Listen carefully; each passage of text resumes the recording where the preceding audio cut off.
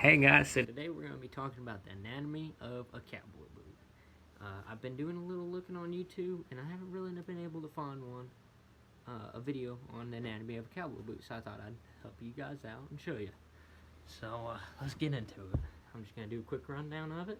This is the Georgia Boot Farm and Ranch Arto Cowboy Boot. So we're going to start from the top, work our way to the bottom. So here you have the pull tabs. This is what helps you get the boot on your foot. Put your fingers in there and you just slip it on. Alright. From there you have the shaft. The shaft is what makes a cowboy boot a cowboy boot.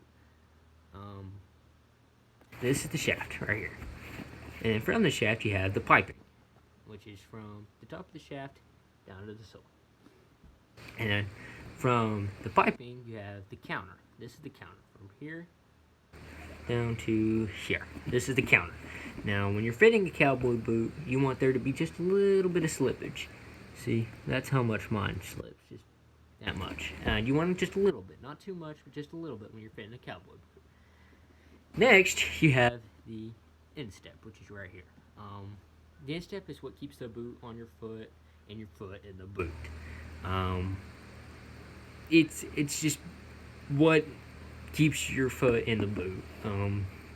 It's where the shaft meets the vamp. That's the instep.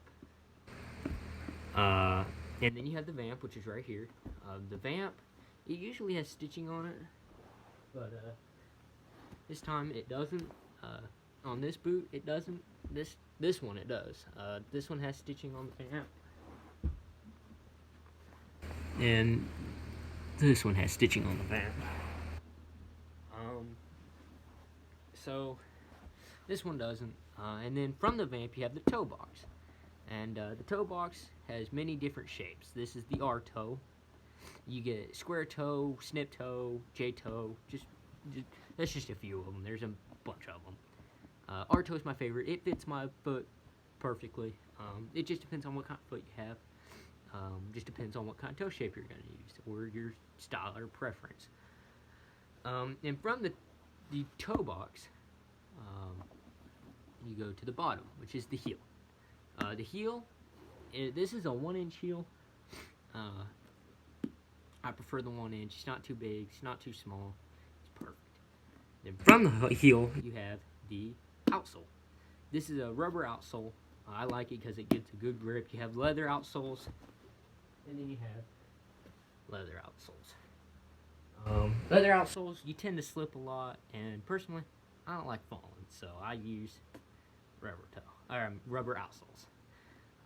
Because, in the snow, you're going to be walking on ice, and these will help you, dig into the ground a little bit better, whereas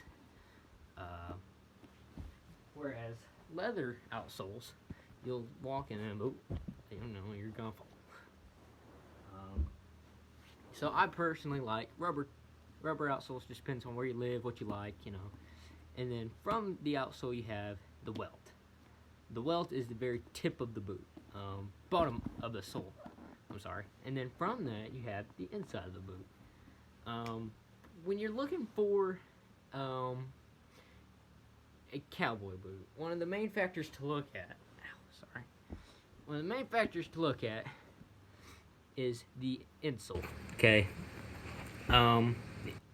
This is a leather shaft, straight leather, but one of the main things you want to look for when buying a boot is cloth lining on the inside. Now, it is comfortable when you first get it. I will say that. It is very comfortable when you first get it. But over time, some boots, depends how high quality it is. These are high quality boots, so the cloth in this probably won't rip. But depends on what quality you get. A lot of the times, the cloth will rip. This has a straight leather shaft, and then it has cloth from the instep to the toe box. This one I bought a pretty while ago. I don't know how long ago. Pretty long time. This one is cloth all the way through, and this was my work boot for an extremely long time. This is a broad square toe. But one of the main problems I had with this boot was the cloth. Now, it was very comfortable when I first got it, but as I start to wearing it, sweating it, and, just overall working in it, it starts to rip at the counter. So now the counter, whenever my foot slips up and back down, it kind of cuts it a little bit because of how it cut. The cloth ripped. It cuts my foot. And then from the instep down to the toe box, it's ripped all over the place, and it is very, very uncomfortable.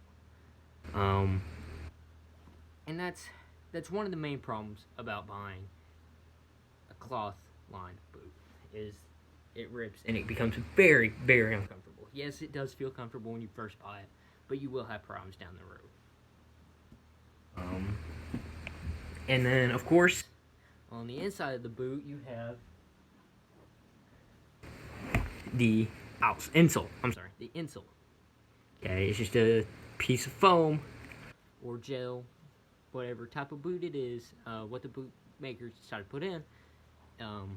It just helps give you a little more comfort, It just slips right there on the bottom. And I'm sure you already know that, but.